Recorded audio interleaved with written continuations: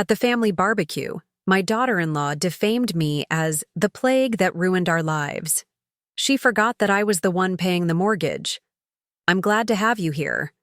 Follow my story until the end and comment the city you're watching from, so I can see how far my story has reached. The summer air hung heavy with the scent of grilled burgers and sweet corn as I arranged the paper plates on the patio table. 62 years old, and I still took pride in these family gatherings. Small moments that kept us connected despite our busy lives. My backyard wasn't anything fancy, but I'd spent the morning making sure the flowers were watered, the grass was trimmed, and everything looked just right for my family. "Mom, where should I put these?" Michael, my son, appeared with bags of ice. "In the cooler, sweetheart," I said, smoothing down my blouse. Even now, at 40, Michael still had that boyish smile that reminded me so much of his father. I watched as he walked over to where Susan, his wife of 15 years, stood with her back to me. They had arrived late as usual, but I'd learned not to mention it. Susan's rigid posture and thin smile whenever she greeted me said enough. I'd long accepted that we would never have the mother-daughter relationship I'd once hoped for. As I turned to head back into the kitchen for the salad, I heard Susan's voice drift across the yard. She clearly thought I was out of earshot. "It's always the same thing with her," Susan said, her voice sharp with disdain. "These forced family gatherings, like we're obligated to show up and pretend we're one big happy family." A neighbor's dog barked in the distance. I froze, my hand on the screen door. "Honey, keep your voice down," Michael warned. "Why?" "It's true," Susan continued louder now. "She's been the plague that ruined our lives, always hovering, always having an opinion about everything we do, always holding that money over our heads." My knees felt weak. The money, the mortgage payments I'd been making on their house for the past 8 years, the down payment I'd scraped together by selling my late husband's vintage car collection, the one thing he'd asked me to keep, turned slowly, my heart hammering against my ribs. Michael saw me first, his face draining of color. Susan followed his gaze and had the decency to look startled, but not ashamed. "Emma," she started, then stopped, clearly unable to find a way to smooth over what I'd heard. The patio had fallen silent. My brother-in-law Dave stared at his beer. His wife Janet suddenly became very interested in adjusting her sunglasses. My 2 grandchildren, too young to understand the tension, continued playing with the sprinkler on the lawn. "The plague that ruined your lives," I repeated, my voice surprisingly steady, despite the trembling in my hands. "That's what I am to you?" Michael stepped forward. "Mom, she didn't mean—" "I heard exactly what she meant," I said, cutting him off. I looked directly at Susan, whose chin had lifted in that defiant way of hers. "The plague that ruins your lives has been paying the mortgage on your house for 8 years. But don't worry, I won't be ruining your lives much longer." I set down the salad bowl carefully, turned, and walked through the house. I grabbed my purse from the hallway table and stepped out the front door to my car. I didn't cry until I was safely inside with the doors locked. And then, like a dam breaking, the tears came in great, heaving sobs that I muffled against the steering wheel. For 30 minutes I sat there, waiting for Michael to come after me. To apologize. To say anything. No one came. When I finally drove away, I caught a glimpse of them all still in the backyard, the barbecue continuing as if I'd never been there at all. At home, I moved through the empty rooms like a ghost. I'd lived in this small ranch house since before Michael was born. After my husband Jim died 20 years ago, I'd had plenty of opportunities to downsize, but I'd kept it, telling myself that Michael might need it someday, that my grandchildren deserved a place with a yard to play in when they visited. I sank onto the edge of my bed, staring at the wedding photograph on my nightstand. Jim's confident smile, my hopeful eyes. We had been so young, so certain that love was enough. "What would you do?" I whispered to his image. The silence stretched around me, broken only by the ticking of the clock on the wall. I'd given everything to build this family, my youth, my savings, my dreams of traveling after retirement. All sacrificed because I believed family came first. And now, sitting alone in my bedroom while they continued their barbecue without me, I finally allowed myself to wonder if I had been wrong all along. 3 days passed before my phone rang. 3 days of silence broken only by the occasional text from Janet asking if I was okay. I hadn't responded to any of them. When Michael's name finally appeared on my screen, I stared at it for 5 rings before answering. "Mom," he said, his voice tight. "Susan wants to apologize. Not I want to apologize. Not, I'm sorry I didn't defend you. Susan wants to apologize." "Does she?" I said, my voice hollow. "She was just having a bad day. You know how she gets when she's stressed about money." I closed my eyes, remembering the day Jim died. Michael had been 20, halfway through college.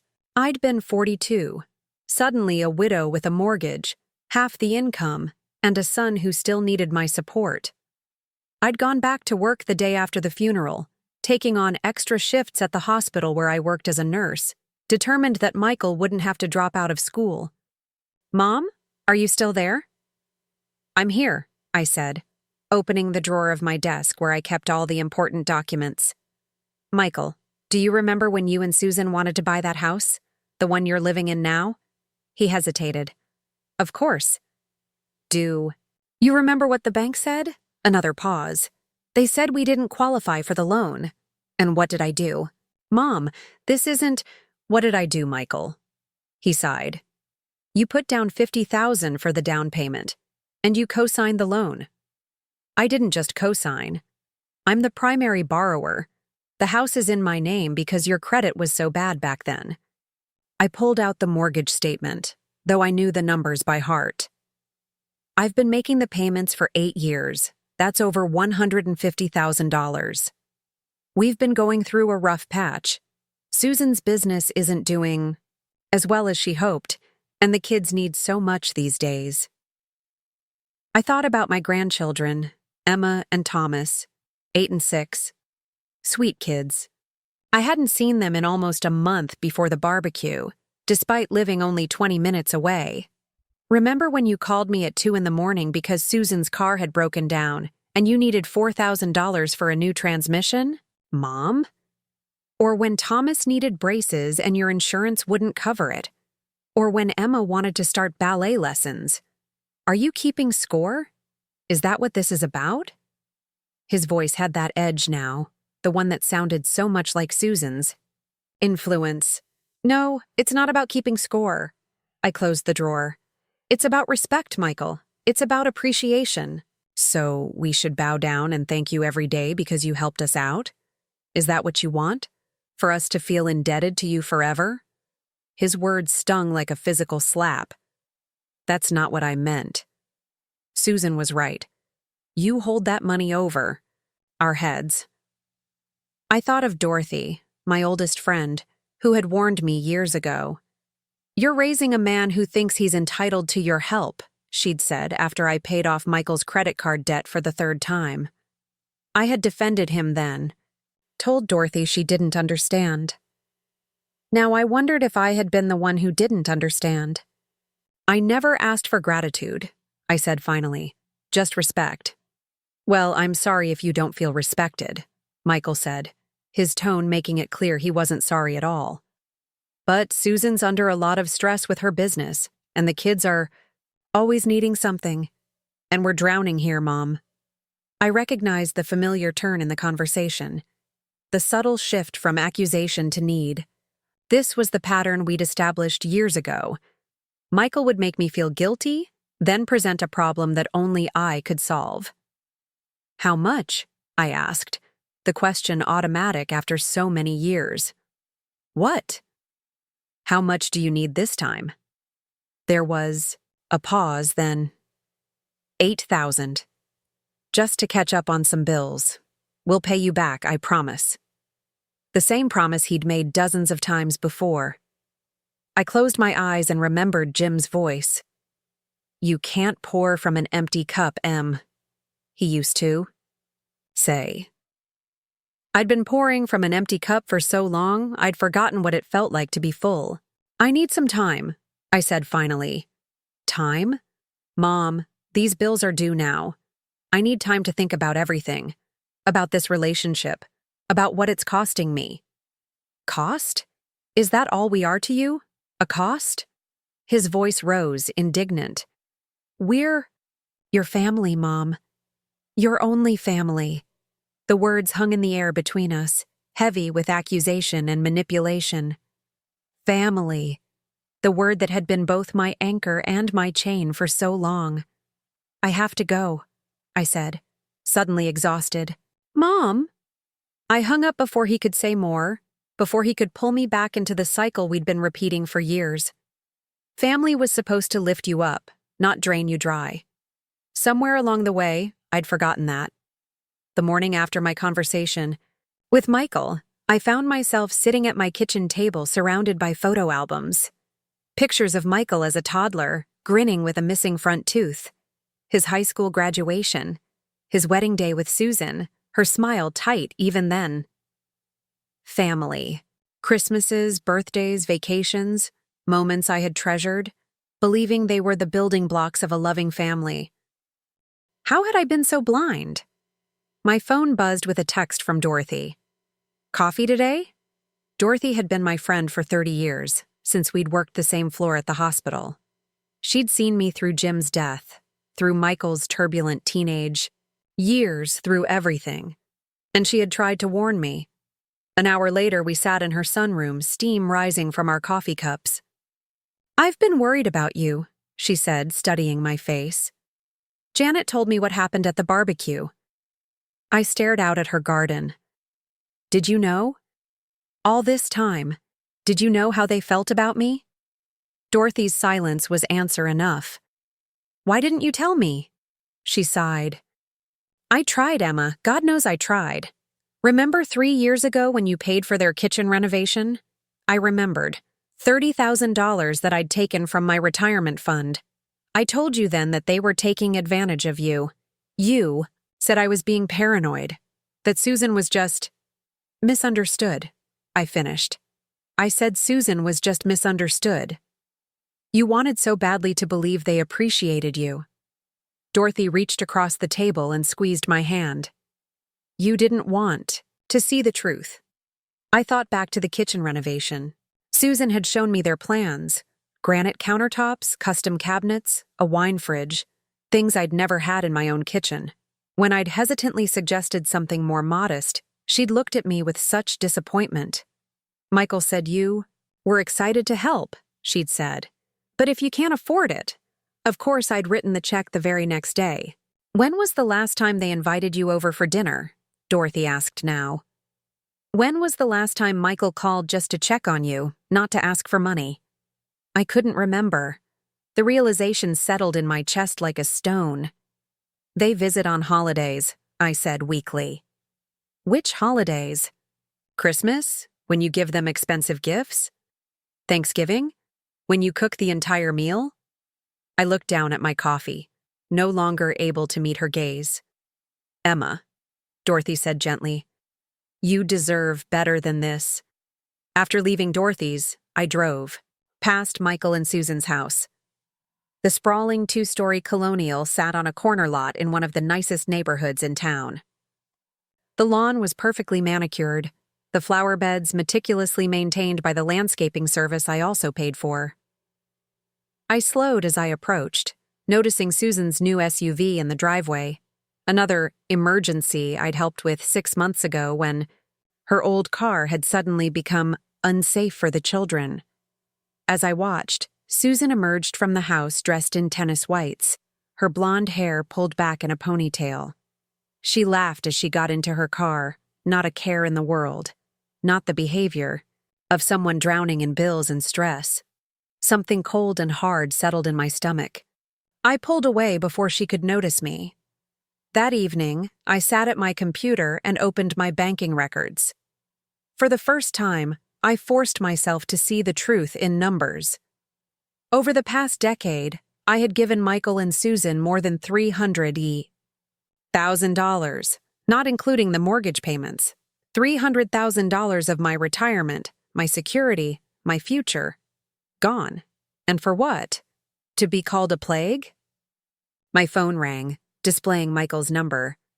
I let it go to voicemail. A text followed immediately.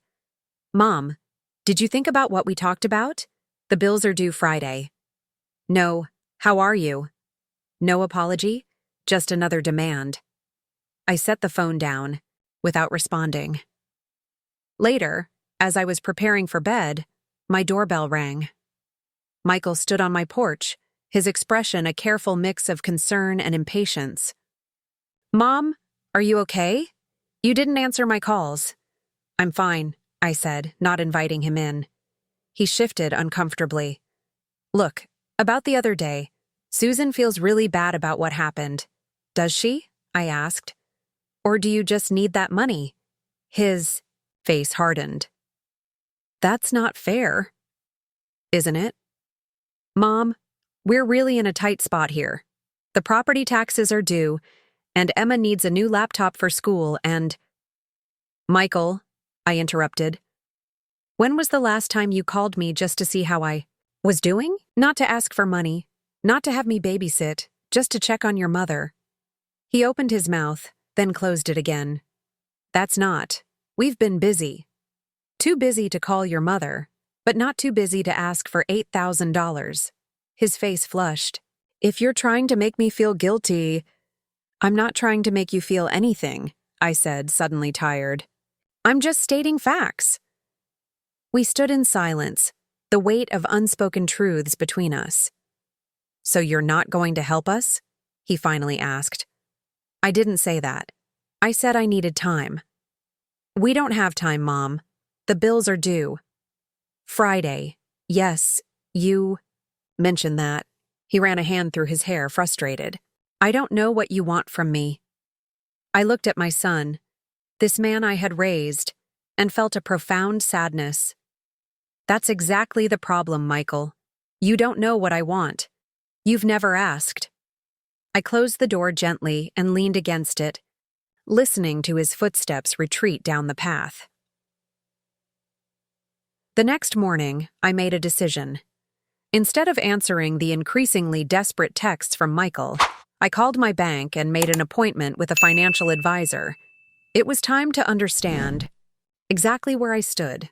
Mrs. Reynolds, the advisor said, reviewing my accounts with a deepening frown, your retirement savings are significantly below what they should be for someone your age. I nodded, swallowing hard. I've had some. Family expenses, she showed me the projections on her computer screen. At my current rate, I would run out of savings within 5 years of retirement. The mortgage payments on Michael's house were draining my accounts each month like a slow bleed. Do you have any other assets? She asked. Just my house, I said. I own it outright. That's something, she said encouragingly. But Mrs. Reynolds, I have to be honest with you. You need to make some significant changes if you want to have any financial security in retirement. I left the bank with a knot in my stomach and a folder full of grim projections. In the parking lot, I sat in my car and called the mortgage company that held the loan on Michael's house. I'd like to understand my options, I told the representative after confirming my identity. If I wanted to remove myself from this mortgage, what would that look like? The other borrowers would need to qualify for the loan on their own, or they'd need to refinance, she explained. And if they don't qualify, then the property would typically go into foreclosure unless the payments continue to be made. I thanked her and hung up, my hands trembling slightly. Michael and Susan would never qualify for the loan on their own. Their credit was still poor, and Susan's business, a small boutique that seemed to constantly need just a little more investment, barely broke even. I drove to the county clerk's office next. I needed to understand exactly what my legal obligations were. What I found confirmed what I already suspected. The house was primarily in my name, with Michael and Susan as secondary owners. I had been the one to sign most of the paperwork, with them merely adding their signatures at the end. On the way home, I drove past their house again. This time, I noticed a lawn sign for a landscaping company I didn't recognize. Had they finally started paying for their own lawn care? Then I spotted the pool company truck in the driveway. A pool? They were installing a pool when they couldn't even pay their bills? I pulled over a block away, my heart pounding. Through a gap in the hedge, I could see workers in the backyard.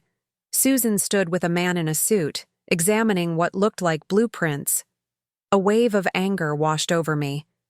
$8,000 for emergency bills, while they were planning a swimming pool. When I got home, I called my longtime friend Robert, who happened to be a real estate attorney. "Emma, it's been too long," he said warmly when he answered.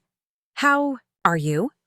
"I need some legal advice," I said, getting straight to the point, "about a house I own with my son." 20 minutes later, I had a clearer picture of my situation. Because my name was on the deed and mortgage, I had certain rights, but also significant liabilities. If I simply stopped paying the mortgage, it would destroy my own credit. "You essentially have 3 options," Robert explained. "Continue paying and maintain the status quo, force a sale of the property, or have your son and daughter-in-law refinance without you. And if they can't refinance, then you're back to options 1 or 2. I thanked him for his advice and hung up, my mind racing.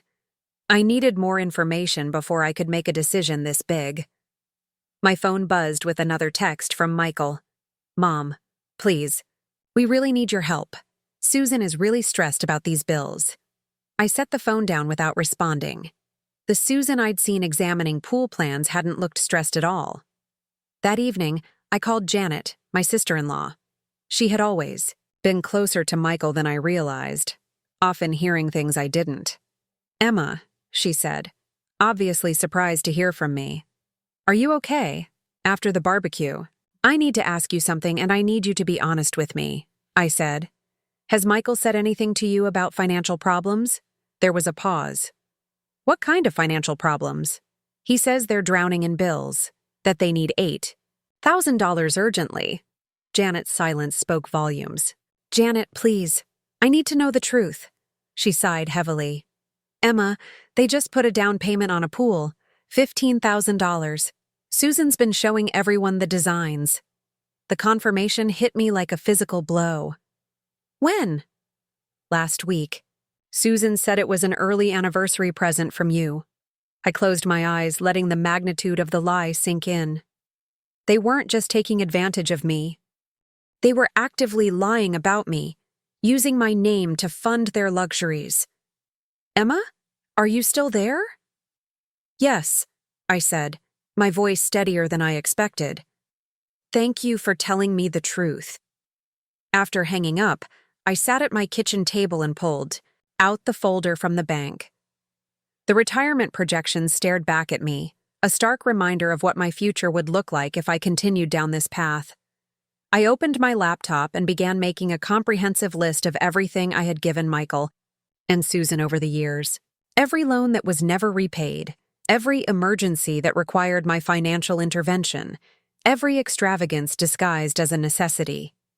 By midnight, I had a spreadsheet that told the story of a decade of systematic financial abuse.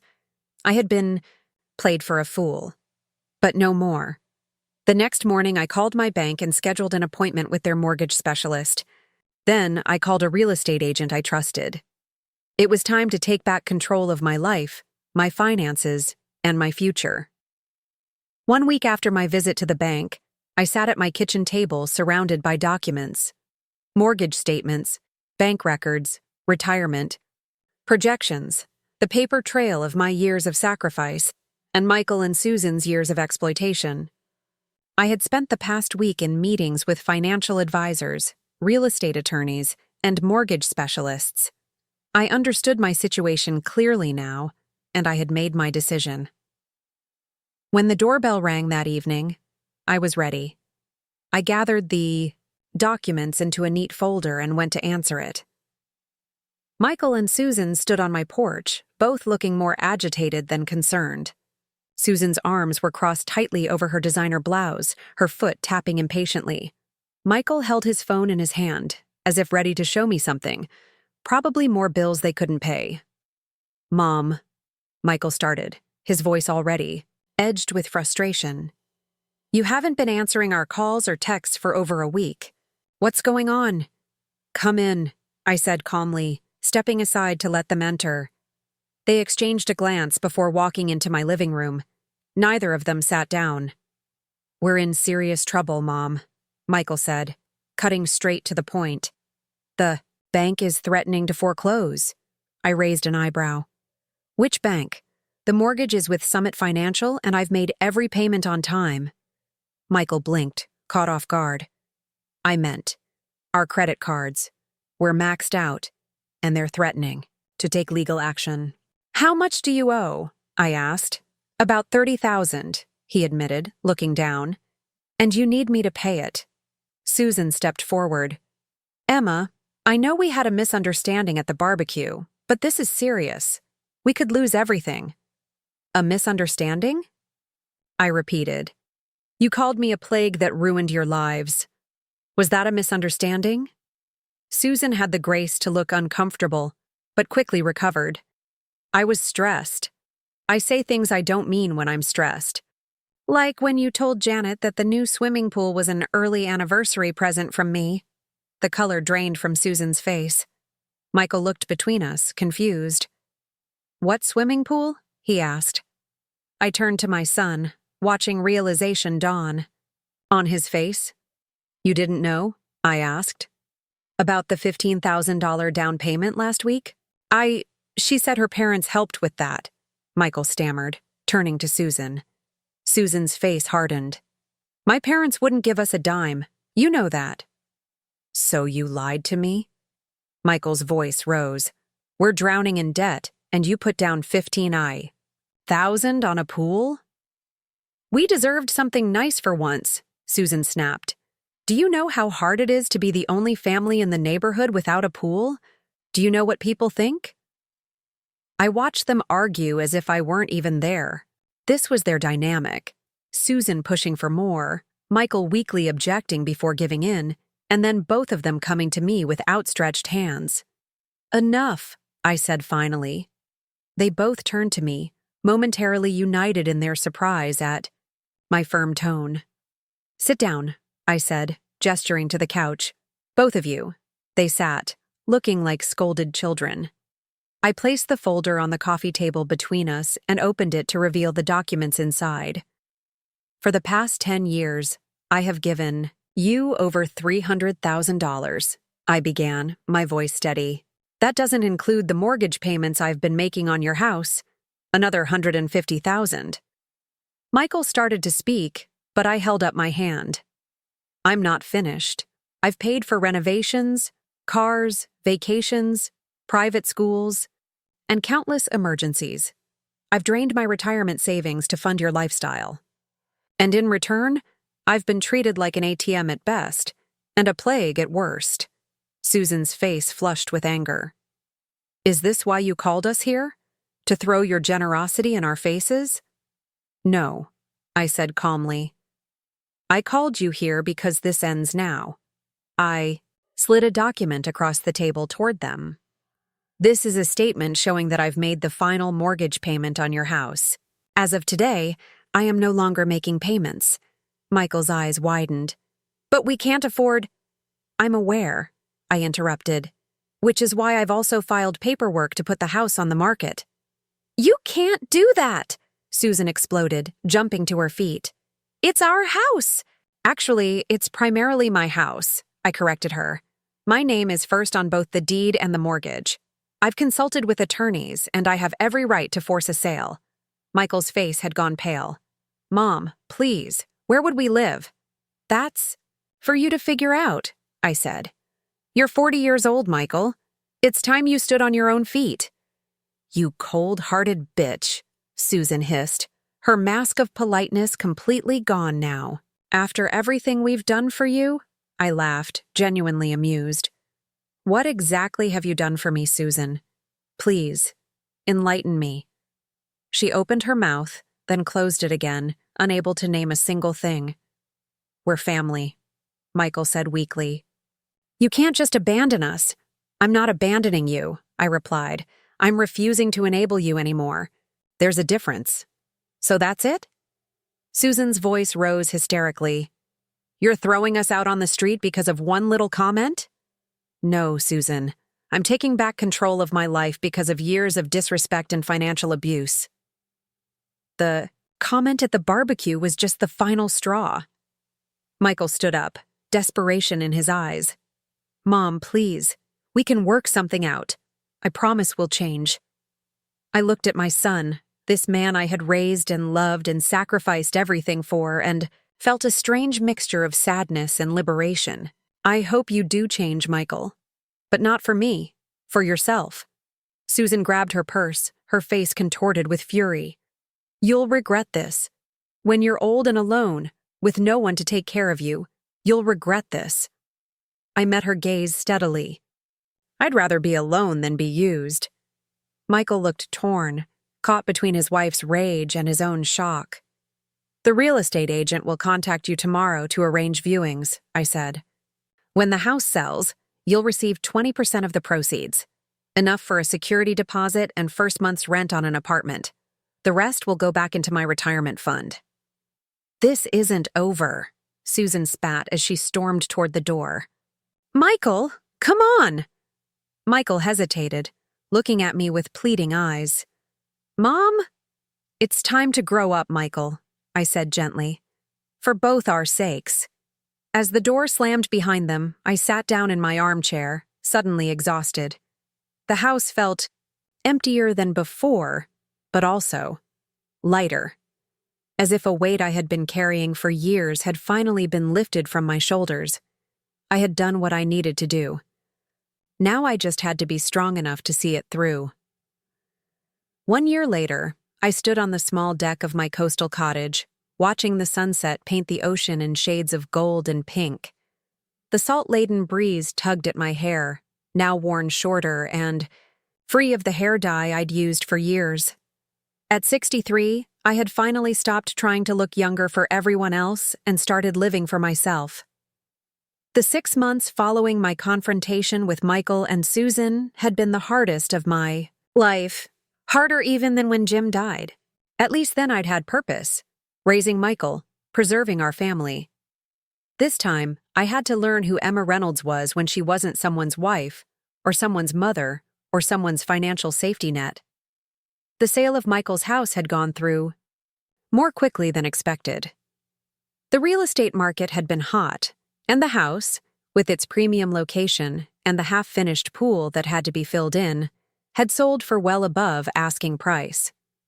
As promised, I gave Michael and Susan 20% and put the rest into my retirement fund. They had been furious, of course. Susan had launched a campaign of whispered rumors among our mutual acquaintances, painting me as a heartless mother who had abandoned her family in their time of need. Some people believed her. I lost friendships I had thought were solid. For a while, I questioned myself daily, wondering if I had made a terrible mistake. But slowly, I had rebuilt. First, I'd sold my old house. Too big, too full of fading memories, and found this peaceful cottage 30 miles from my old life. Close enough to maintain the friendships that had weathered the storm, far enough to start fresh. Behind me, the screen door creaked open. "Tea's ready," Dorothy called, carrying 2 steaming mugs out to the deck. She had been my rock through everything, never judging, always supporting.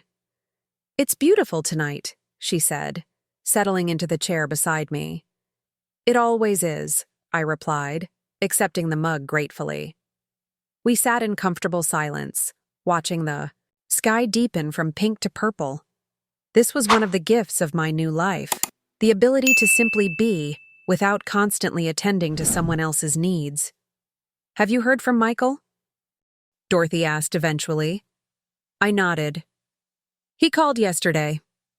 After 3 months of angry silence following the sale, Michael had reached out.